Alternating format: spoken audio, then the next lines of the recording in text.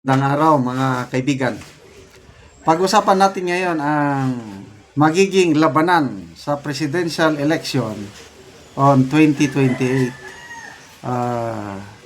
Ang alam ng lahat, si Speaker Martin Romualdez tatakbong presidente sa 2028. So, it will be Sara versus Martin. Kailan ito? Pagkatapos ng midterm election, ito na yung lumalabas na mga opinion, iba na.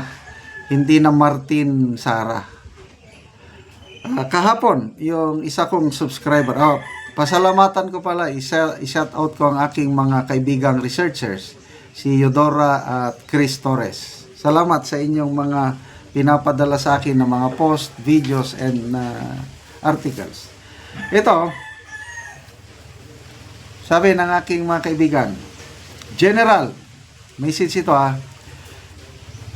sa prediction ko na posibleng tatakbo sa 2028 tandem for President and Vice President, Sara Bongo versus Bam Aquino and Kiko. So, Dilawan versus Duterte. Prediction ito ng isang subscriber. Tapos si Kipi Chu, na nabasa kong post niya kapon na ang maglalaban sa 2028, it will be BP Sara versus Risa Hontiveros. Tapos dinagdagan pa ni Sas Rogando Sasot. Ito, post niya 18 hours ago.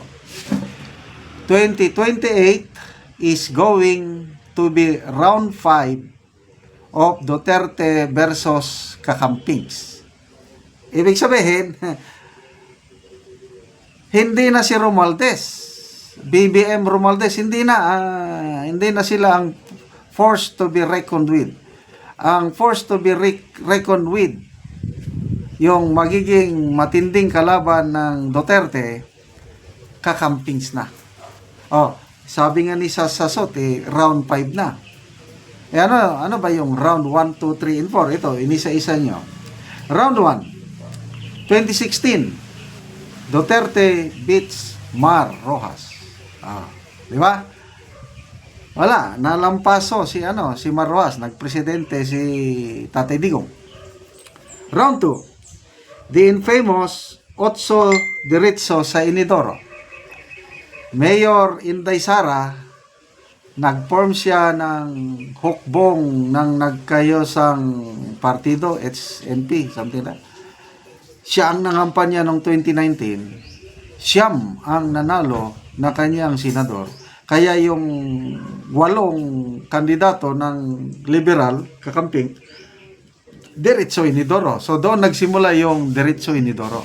That's round 2. Round 3, Duterte beats Kiko noong 2022. Naglaban, Vice President, Sara and Kiko. Talo si Kiko.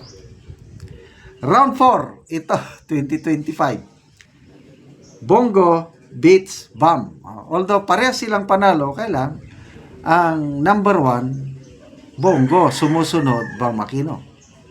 Kaya sabi ni Sas Rogando, round 5, 2028. Labanan ito ng Southern Europe at Wakanda Forever. Ang galing, Wakanda Forever, yung bang kay Richard Hidarian na Mindanao daw sub-Saharan level. Yun na ang labanan. So, anong masasabi nyo? Ako,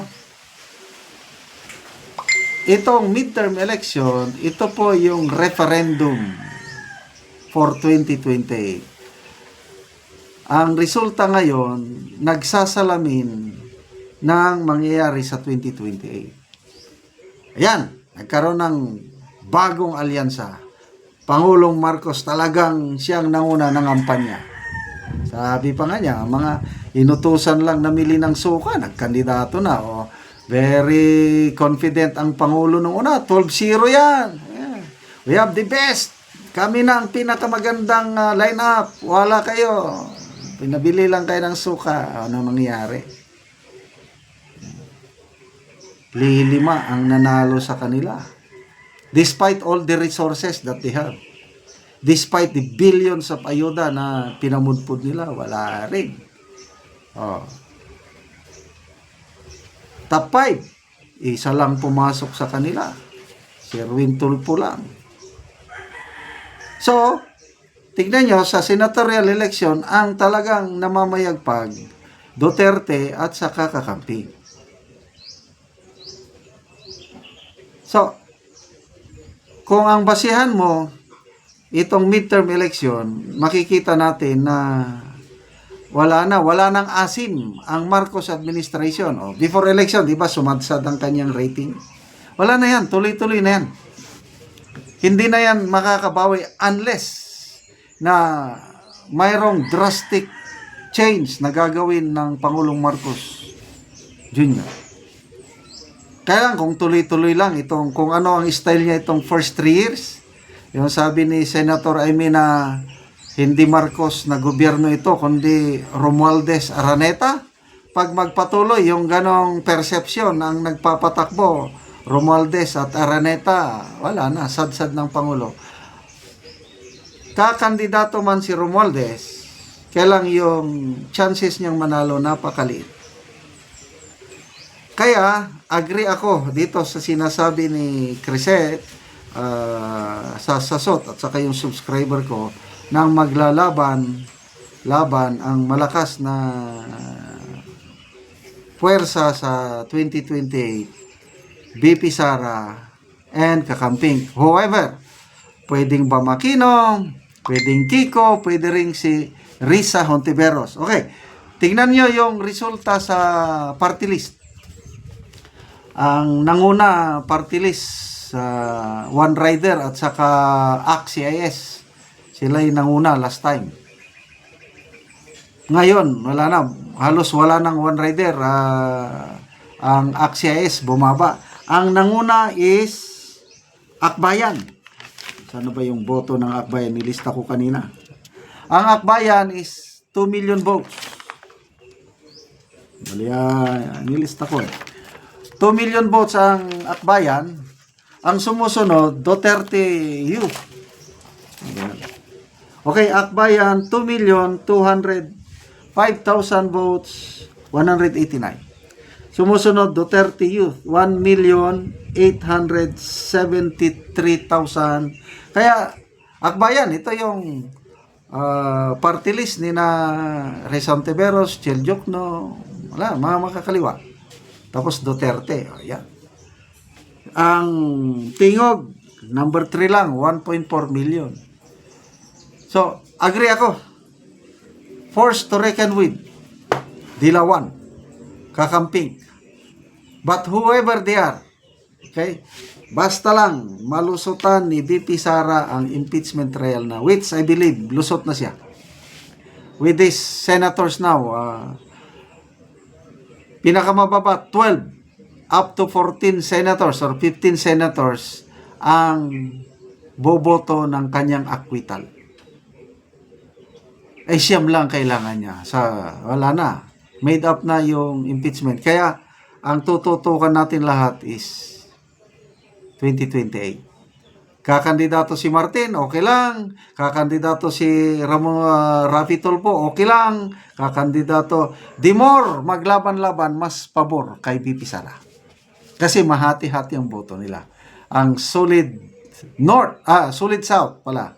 Mindanao, Duterte yan. With Senator Amy, nakakampi ngayon ni BP Sara, makakuha rin siya sa solid North.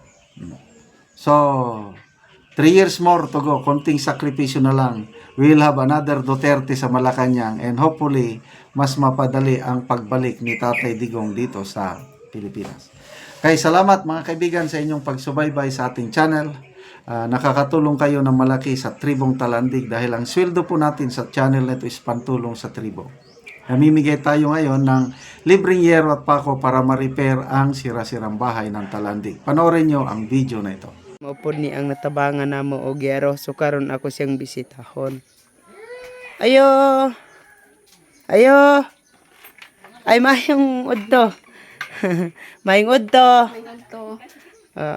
So muna niyang natabang sa inyo ang yero. Muna na siya. Maayo na gid ang inyong atop. Mayo na yun. Unsa ang imong ika-istorya? Unsa imong ika-istorya bahin sa gitabang nga hero sa inyo nga karon nakaatop na mo og bag-o. Unang-una, salamat sa Ginoo Oo. nga natabangan mi aning sin. Ug labaw na sad sa naglantaw ani nga video. Hinaot unta nga mapadayon ni nga tabang kay daghan pang nanginanglan nga sama namo. Mm-mm. Tungod kay wala ni nga tabang di pagid mi kabalay kay lisod among panginabuhian diri. Mm-mm. Unsa ra di inyong kuan, inyong trabaho? Uma. Gapang uuma lang. Mm. So, kuan na Para gyud. to kay mga mais. Oo, so nagpasalamat ka kay natagaan na mo gero kay kung wala pa ni nga tabang dili pa mo kabalay unta. Dili pa gid unta. Salamat jud kay sa nag-sponsor ning kuan. Oo, sige salamat kaayo.